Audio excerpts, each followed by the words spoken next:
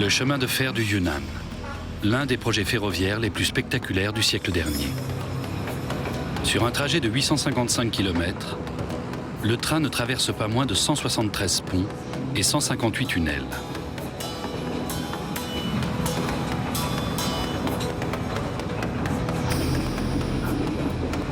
En longeant le fleuve Rouge depuis la mer de Chine jusqu'à la frontière sino-vietnamienne, le convoi a parcouru 389 km. Il doit maintenant franchir les montagnes escarpées du Yunnan.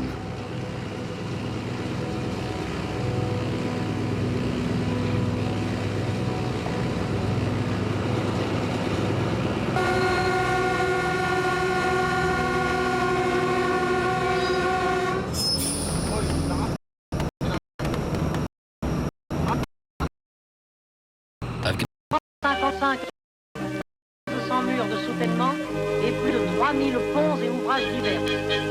Partie du niveau de la mer, la ligne franchit une succession de cols, dont le plus élevé est à 2035 mètres d'altitude.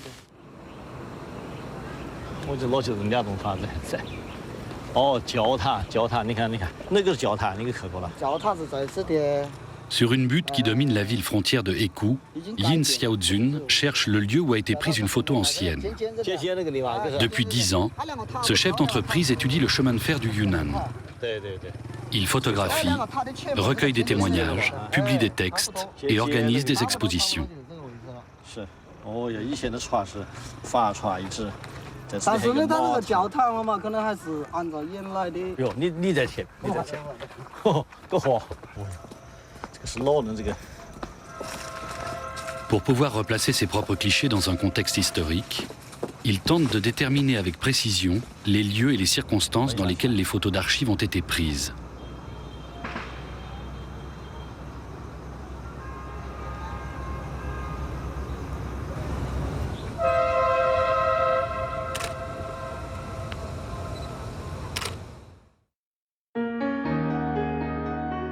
Ses recherches se concentrent principalement sur Auguste François, consul français en Chine de 1896 à 1905.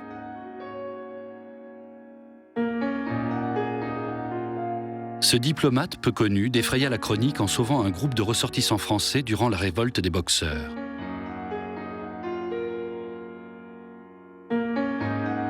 En 1899, Auguste François devient consul à Yunnanfu, l'actuel Kunming. Il cède à la demande pressante du gouverneur général de l'Indochine, Paul Doumer, en établissant le tracé de la ligne ferroviaire entre le Yunnan et le Tonkin, aujourd'hui le nord du Vietnam.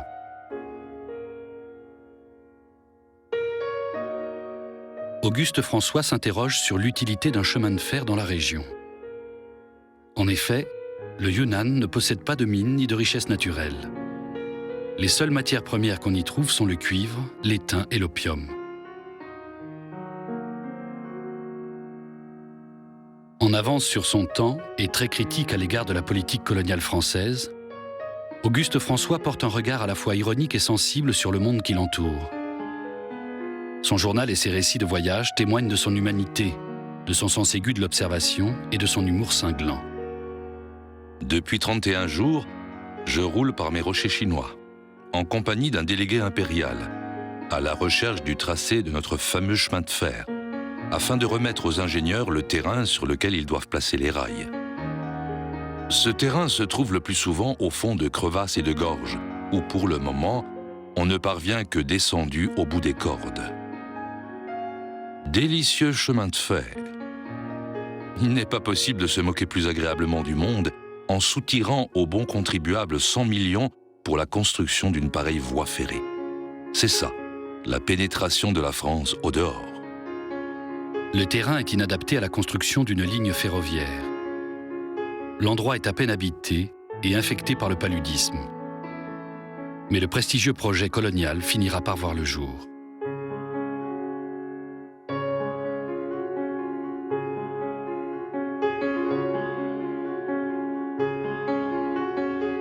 Diplomate, aventurier, photographe passionné, observateur critique des événements historiques et de la vie quotidienne en Chine à la fin du règne de la dynastie Qing, Auguste François voit ce pays avec d'autres yeux que les colonisateurs de son temps. Ces derniers considèrent le consul français comme sinisé. Pour les Chinois, en revanche, il est le mandarin blanc.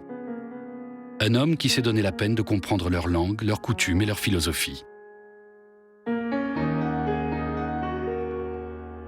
Le consul rapportera des centaines de photos de ses pérégrinations et le premier film tourné en Chine. Aujourd'hui, ses notes de voyage et son journal paraissent presque prophétiques. Les gens qui s'agitent devant moi sont les représentants d'une civilisation qui dure depuis plus de 5000 ans. Mais fondée sur le dogme de l'immobilité, il eût fallu à cette civilisation demeurer entourée de frontières impénétrables à l'Occident. J'assiste au commencement de la fin.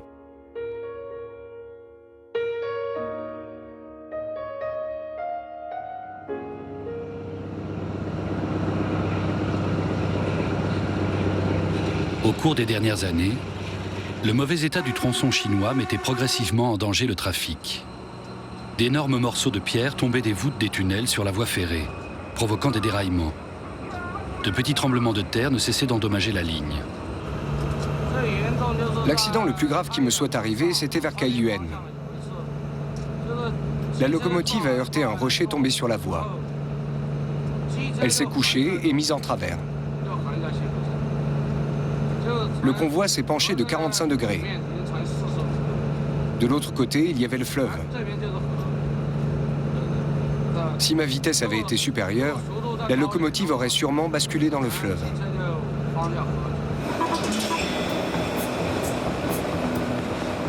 Des sommes astronomiques auraient été nécessaires pour l'entretien de la voie ferrée. Le gouvernement chinois a préféré investir dans la construction de nouvelles lignes et de routes. Cela a entraîné une baisse progressive du transport de marchandises et de voyageurs. En 2003, le ministère des chemins de fer a stoppé définitivement le transport de personnes pour des raisons de sécurité. En compagnie d'une journaliste, Yin Xiaozun quitte Lahti pour visiter le pont en dentelle, l'un des ouvrages les plus remarquables de la ligne ferroviaire.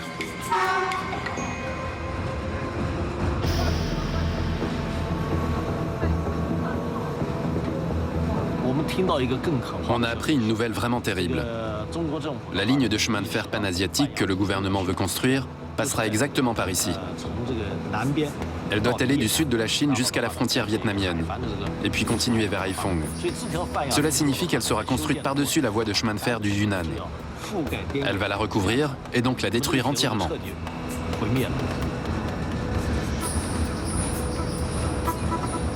C'est pourquoi Yin Xiaozun a renforcé son travail de communication. Il a écrit de nombreux articles et organisé des expositions pour sensibiliser les habitants de la province à l'importance de cette ligne de chemin de fer et au patrimoine culturel qu'elle représente.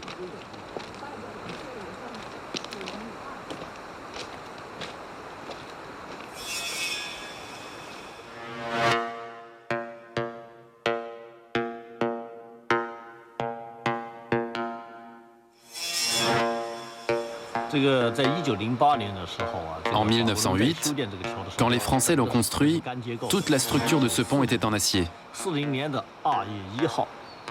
Aujourd'hui, elle est en pierre. Et le pont n'a plus que 4 piliers. Le 1er février 1940, 39 avions japonais de type 0 l'ont bombardé. Ils ont touché un train qui circulait entre Haiphong et Kunming. La chaudière de la locomotive a explosé. Le pont en dentelle, long de 136 mètres. Les pièces métalliques de la structure d'origine ont été fabriquées en France. Leur transport de Haiphong jusqu'aux montagnes du Yunnan a été fastidieux et a duré plusieurs semaines.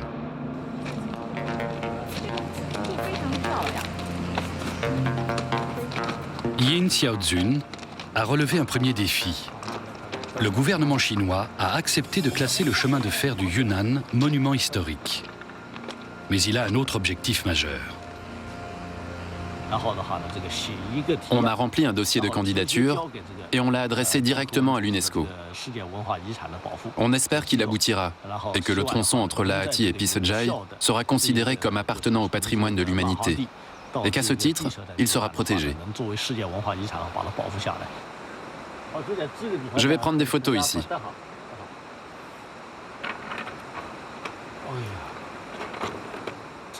Cette demande a de grandes chances d'aboutir, parce que ce chemin de fer a 100 ans d'existence et qu'il a été construit par les Français, à la même époque que le canal de Panama et le canal de Suez.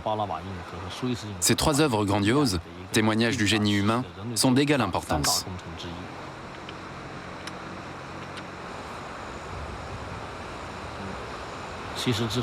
C'est mon but. On n'a pas cessé de lancer des appels afin que cette ligne de chemin de fer soit plus largement connue. On espère qu'elle ne sera pas détruite lors de la construction de la ligne panasiatique. Le train du Yunnan pourrait au moins devenir une ligne touristique, sous gestion privée. On a multiplié les démarches. C'est maintenant ou jamais.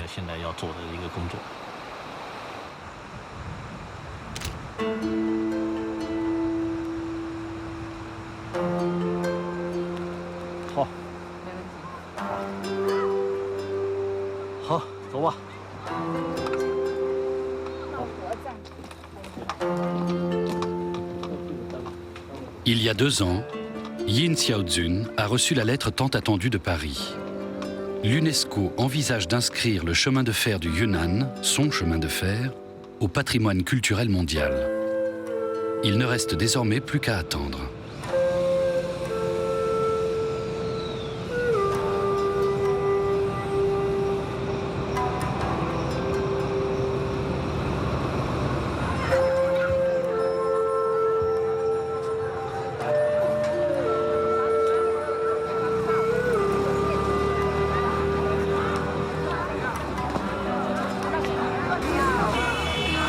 Le lendemain, mardi, c'est jour de marché à Vantang. Les habitants des villages voisins, pour la plupart membres de la minorité ethnique Miao, affluent dans la petite ville située à quelques kilomètres au nord du pont en dentelle. Le Yunnan est la province chinoise qui présente la plus grande diversité démographique. 38% de la population de la région appartient à des minorités ethniques.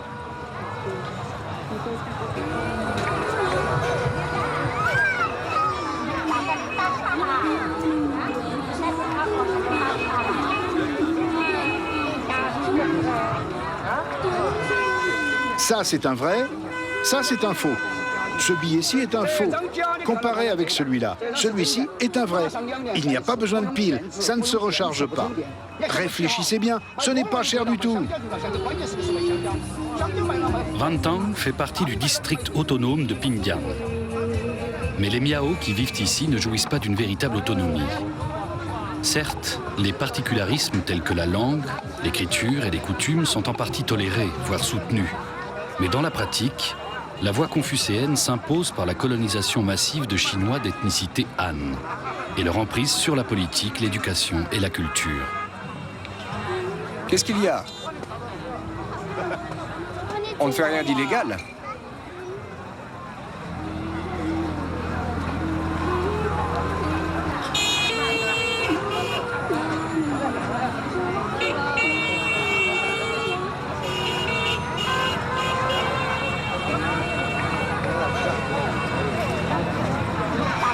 Observation de la Chine d'aujourd'hui et d'il y a 100 ans.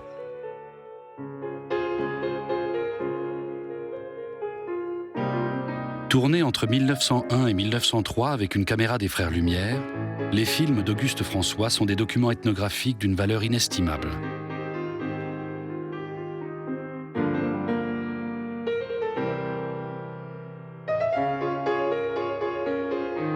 Le consul français a commenté ces films dans des notes et des lettres.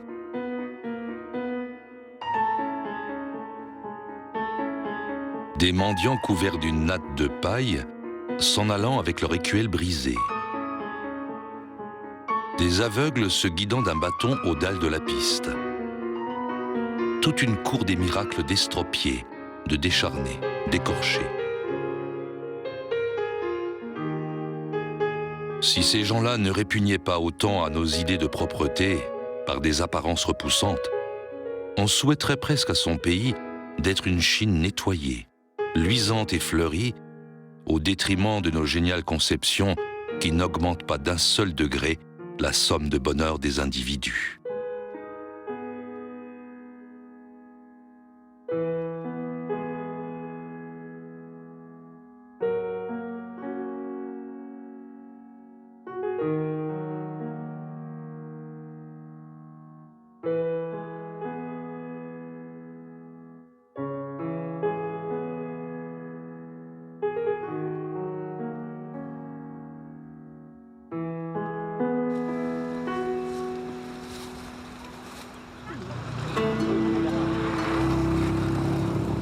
l'image de l'ensemble de la Chine, le Yunnan, littéralement le pays au sud des nuages, est marqué par d'importants contrastes sociaux.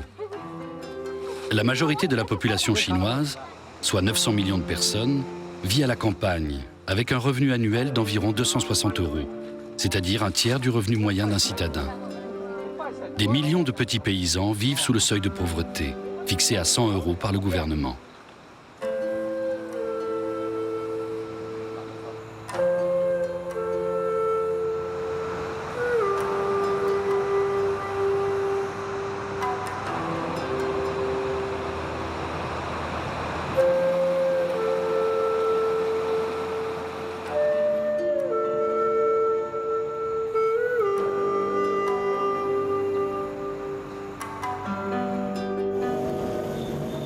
Le train serpente à travers les montagnes du Yunnan. Rien que sur le tronçon chinois de 465 km de long, il franchit 107 ponts et 155 tunnels.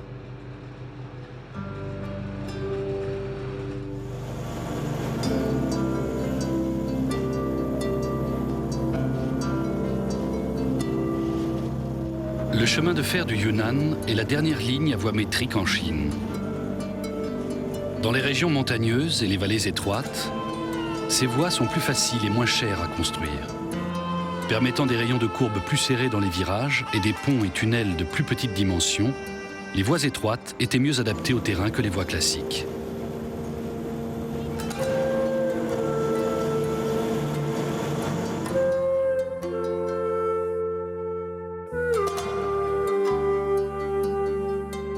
Le pont Zhenzichao, point culminant du chemin de fer du Yunnan, rappelle la Tour Eiffel.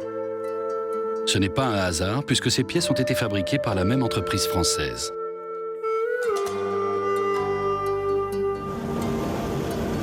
À 100 mètres d'altitude, le pont de l'Arc-Bellétrier, appelé ainsi du fait de sa ressemblance avec l'idéogramme chinois désignant l'homme, enjambe la gorge du Namti. Ce pont, c'est l'âme du chemin de fer du Yunnan. C'est un lieu très important. Sans ce pont, qui a la forme du caractère chinois Rennes, cette ligne n'aurait pu exister. Et si ce pont venait à céder, c'en serait fini de la ligne. On ne pourrait plus l'exploiter. Dans les années 40 et dans les périodes qui ont suivi, cette ligne a permis d'acheminer de grandes quantités de matériel militaire jusqu'au Vietnam, et du Vietnam jusqu'en Chine. À ce niveau, elle a joué un rôle décisif. En exagérant à peine, on peut dire que ce pont a sauvé le peuple chinois.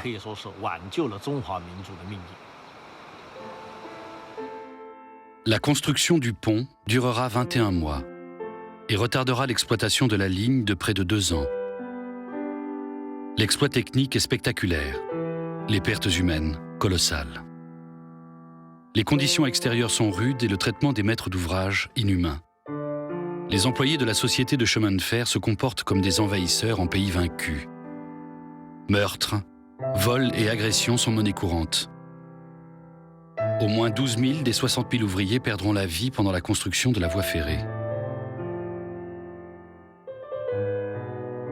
Après 7 ans de travaux, le chemin de fer du Yunnan est mis en service le 31 mars 1910. Pour les Chinois, il est devenu le sinistre symbole de la domination étrangère. En raison du bilan terrible de ce chantier, même les colonisateurs français entretiennent une relation ambivalente avec ce chemin de fer. Un exploit entre honte et fierté. Bétail humain destiné à fumer les rochers du Namti. Quel chemin pour ces pauvres bêtes. Autant dire que je leur fais faire 4 ou 5 fois par jour l'ascension de ma tour Eiffel sur un mur éboulé.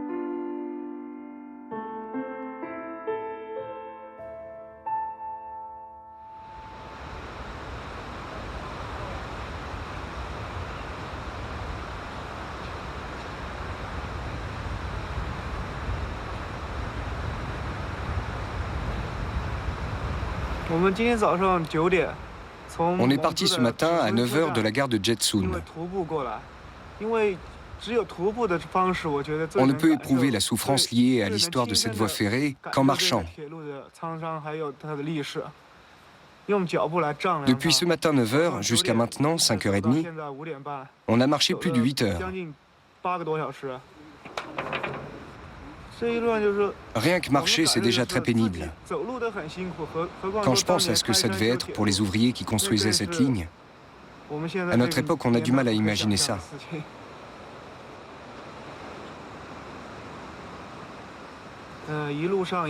Tout le long de la route, il y a des villages et des gares. Les habitants de ces villages et les employés des gares sont coupés de tout.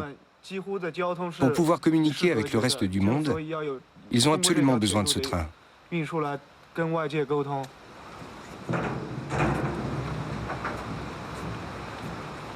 Notre prochaine étape est de suivre la voie ferrée jusqu'à Ékou. Ensuite, on retournera à l'école parce que c'est bientôt la fin des vacances. Les prochaines vacances, on projette de longer la partie vietnamienne. Ces routards sont les pionniers d'un tourisme de masse. Ils témoignent également d'une prise de conscience grandissante au sein de la population urbaine. Preuve que le travail de Yin Xiaotun porte ses fruits.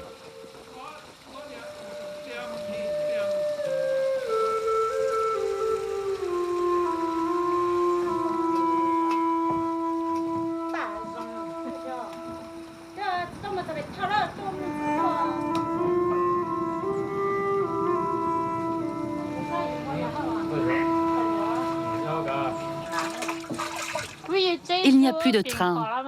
Tout a changé. Le commerce devient plus difficile. Quand il y a des gares, de la circulation, le commerce marche mieux. Avant, les conditions de vie étaient meilleures, c'était plus facile. Sans le train, tout devient compliqué.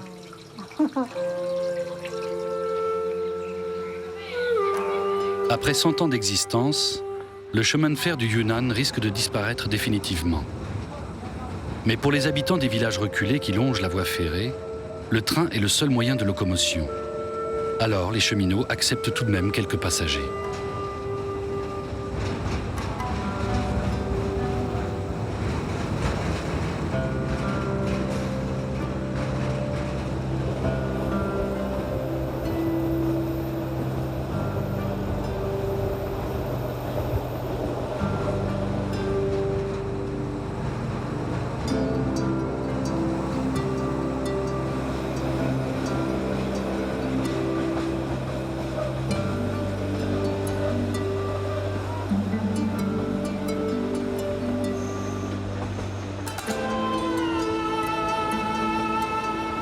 Nous traversons la vallée de Jiajai en direction de Jetsun. Entre Lahti et le col de Milati, soit une distance de 82 km, le train doit parcourir un dénivelé de plus de 1100 mètres. Avec une pente de 2,5%, même les locomotives diesel actuelles atteignent leurs limites.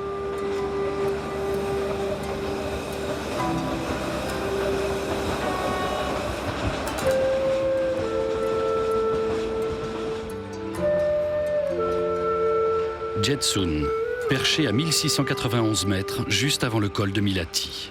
Jin Dinbang y vit avec une de ses filles, à quelques kilomètres seulement de la voie ferrée. À 89 ans, il est sans doute le doyen des anciens cheminots du petit train du Yunnan. Il a commencé à travailler pour le chemin de fer dès l'âge de 11 ans. Il pèse combien? 6 ou 7 livres, j'en ai des plus gros. C'est combien la livre? 5 yuan, je vous le sors? 5 yuan.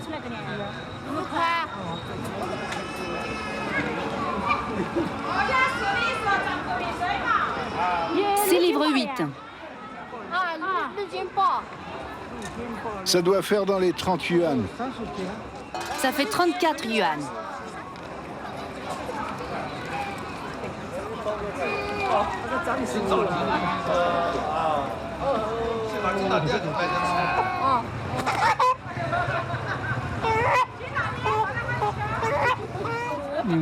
J'étais conducteur de ce train.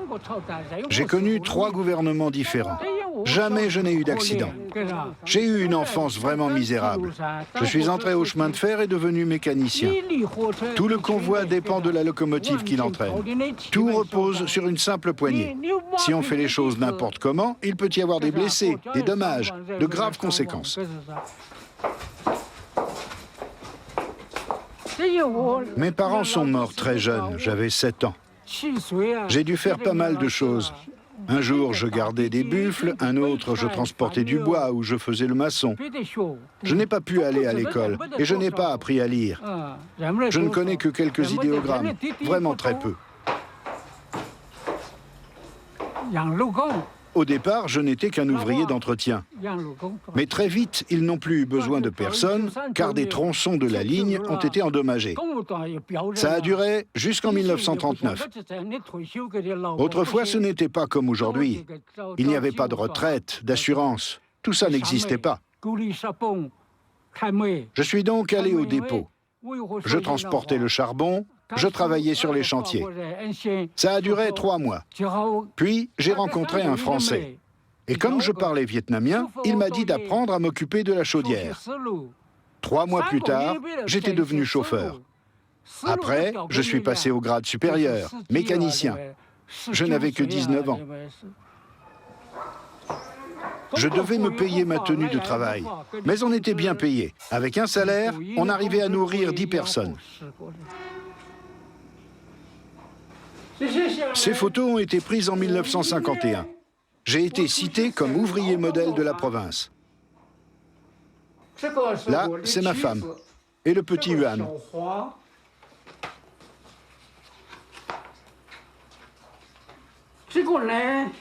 C'est le bureau de Kayuan qui m'a remis ceci. Camarade Jin Dingbang, vous avez travaillé avec ardeur pendant 30 ans sur le chemin de fer à voie étroite du Yunnan. Vous avez contribué à sa bonne marche et à la prospérité des zones frontalières. Nous vous rendons hommage. Jin Dingbang fait partie de la minorité musulmane Hui. Il y a 5 ans, il a réalisé le rêve de sa vie, un pèlerinage à la Mecque. Aujourd'hui encore, il va 3 fois par jour à la petite mosquée de Jetsun.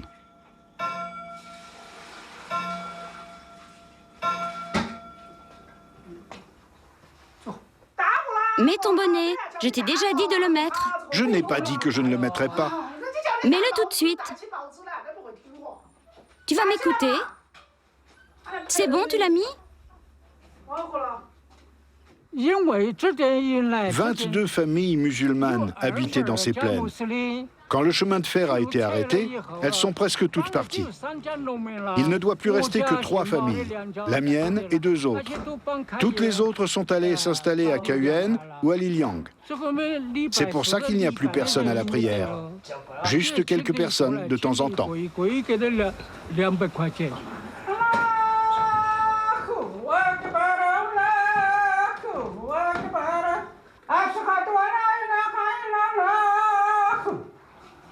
Allahu Akbar. Assalamu alaikum.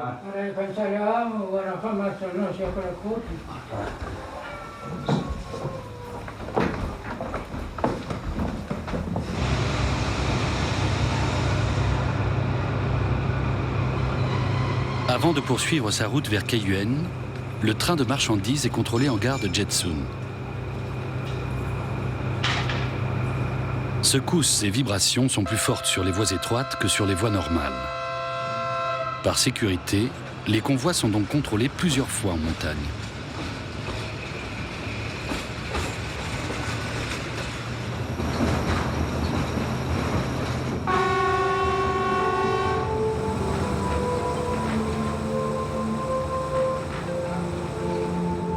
Quelques kilomètres après Jetsun, le train franchit le col de Milati.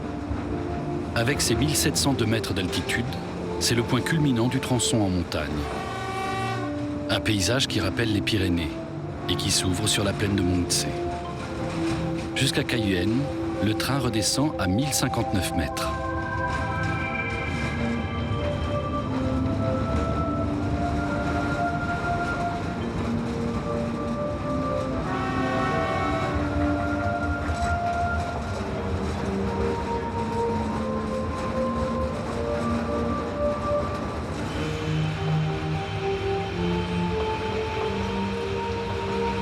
Pisejai est l'une des rares gares de style français encore conservées sur la partie chinoise de la ligne.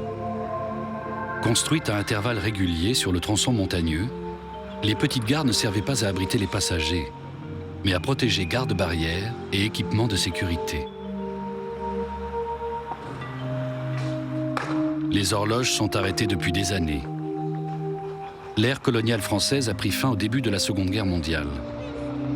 Après l'attaque du Japon, les Chinois se sont emparés de la ligne ferroviaire et ont chassé les Français du pays. La page française au Yunnan était ainsi définitivement tournée.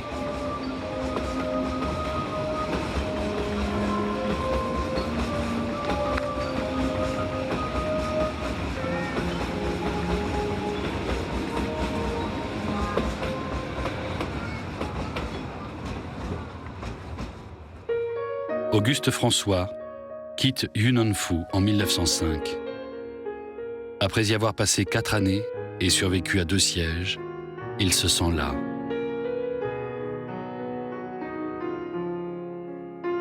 De retour en France, il regrette sa décision et veut reprendre son poste en Chine.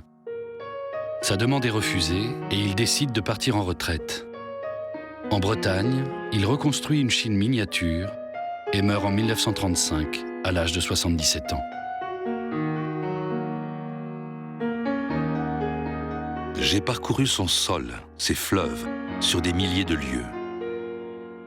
Mes semelles mêmes ont couvert plus de 8000 kilomètres de ce que l'on nomme des routes. Je n'attends plus beaucoup d'inconnus, et cependant, au moment de quitter cette Chine, je me sens entraîné par une sorte de vertige à m'enfoncer encore dans sa masse, à faire le tour de son énormité.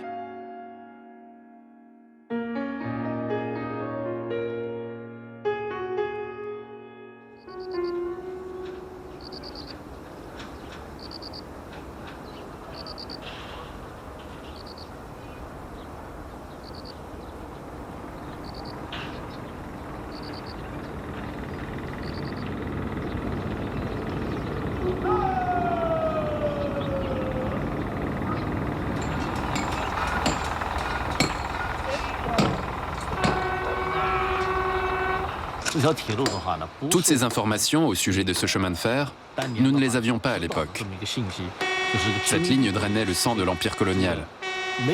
Mais finalement, elle n'a pas beaucoup bénéficié au gouvernement français. Par contre, après la révolution de 1911, les Chinois l'ont pleinement utilisée. Elle a permis d'effectuer des transferts stratégiques très importants. Dans un sens, on peut dire qu'elle a sauvé le peuple chinois. Son rôle dans la renaissance économique du peuple chinois a été décisif. Mais cela remonte à plus d'un siècle. Les gens ont oublié.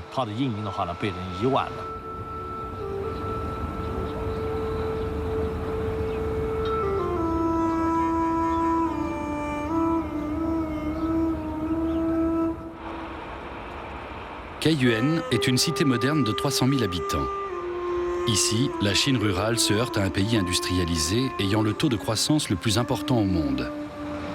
Pour les usines de la ville, le train à voie étroite est vital. Il demeure la seule liaison ferroviaire avec le Vietnam.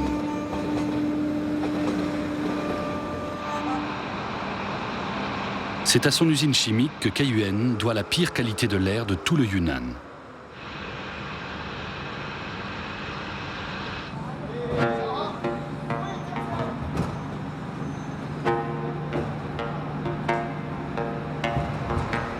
Nouveau chargement pour le pays voisin. Du nitrate d'ammonium, composant de base de l'engrais. Mais l'usine chimique réserve une grande partie de sa production à un autre secteur important de l'économie chinoise. Elle est en effet l'un des principaux fournisseurs de l'industrie d'armement de la province du Yunnan.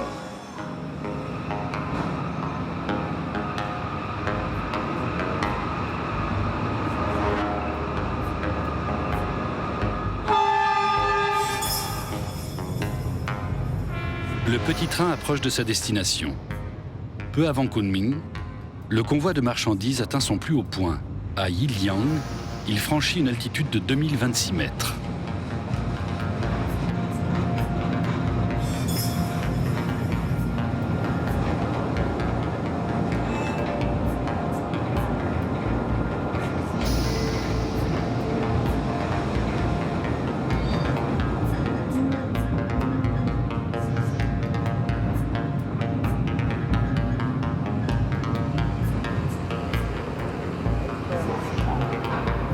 Arrivé à Wanjiaying, au sud-est de Kunming. Terminus pour le convoi. D'ici, les marchandises sont acheminées dans le reste de l'immense pays par la route ou par les chemins de fer à voie normale.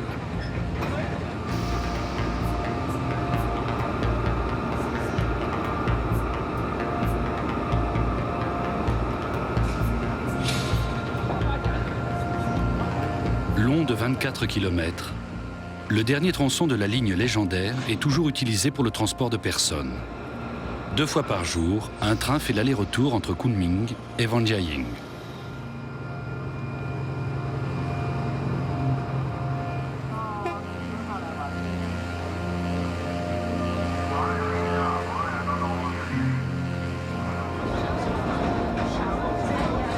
Aujourd'hui, le gouvernement chinois a reconnu que cette ligne ferroviaire faisait partie du patrimoine culturel national et qu'elle allait favoriser le développement du tourisme. Néanmoins, le ministère chinois des chemins de fer concentre ses efforts sur un autre grand projet. D'ici 2015, une ligne à voie normale doit être ouverte entre Kunming et la frontière vietnamienne. Il s'agit d'un projet ambitieux, une liaison transasiatique de Kunming à Singapour. Le sort du chemin de fer du Yunnan se décidera à ce moment-là.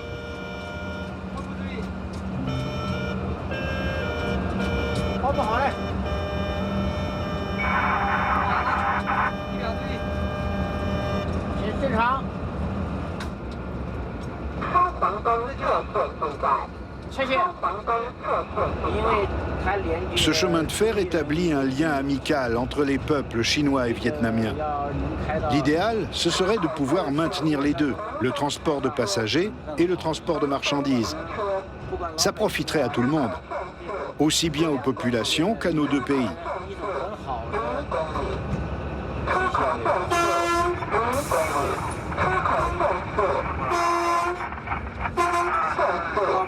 Mon père aussi était conducteur de train. Je suis un conducteur de train sur voie étroite de 2e génération. On aimerait bien que notre savoir-faire puisse se transmettre aux générations suivantes.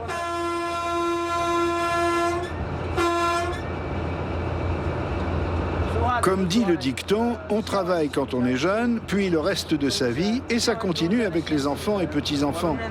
Nous, les employés du chemin de fer, on est prêts à faire tout l'effort nécessaire pour assurer l'avenir et la pérennité des lignes de chemin de fer à voie étroite.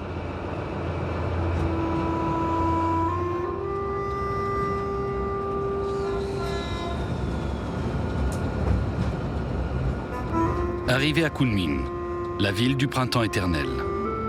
Située à près de 2000 mètres d'altitude, cette métropole de 6 millions d'habitants jouit de températures douces presque toute l'année.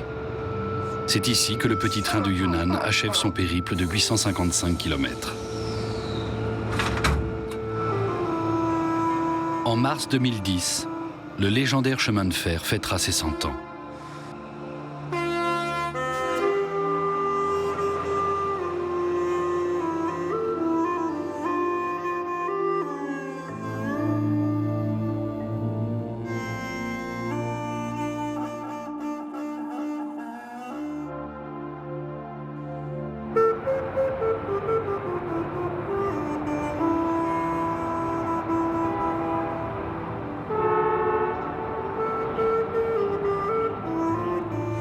La dernière ligne ferroviaire à voie étroite de Chine se retrouve à la croisée des chemins, entre nostalgie coloniale pour les uns et patrimoine culturel mondial pour les autres, entre voies de communication pour la province et destination de voyage pour la classe moyenne.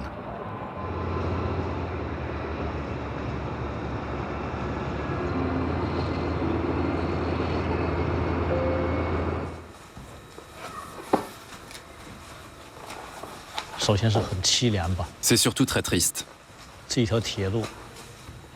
y a toute une population qui dépend de cette ligne, de ces gares. Et subitement, ils ont mis un point final au transport des passagers. Maintenant, ce train manque à tout le monde. Au moment les plus critiques et périlleux de l'histoire de la Chine et du Yunnan, on a pu compter sur lui. Son aide a été décisive. Aujourd'hui, on le laisse tomber. Mais je me dis qu'il est de notre devoir de ne pas oublier le passé. Les Chinois sont un peuple très attaché à ses racines. On a d'ailleurs un proverbe. Quand on boit de l'eau, il faut penser à ceux qui ont creusé le puits. De nos jours, dans cette économie marchande, tout doit s'incliner devant l'argent. Avec une telle attitude, non seulement on dilapide ce qui fait la richesse d'un peuple et d'un pays, mais on fait preuve d'un grand manque de respect pour nos ancêtres.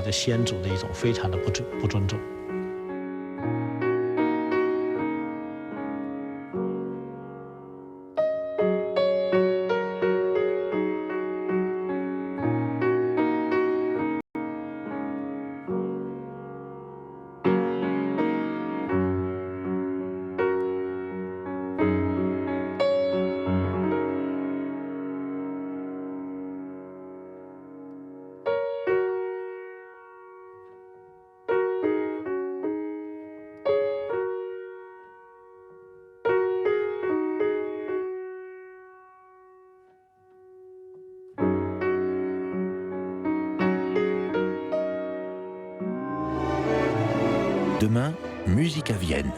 Les plus grandes stars du monde lyrique interprètent des chants de Noël du monde entier.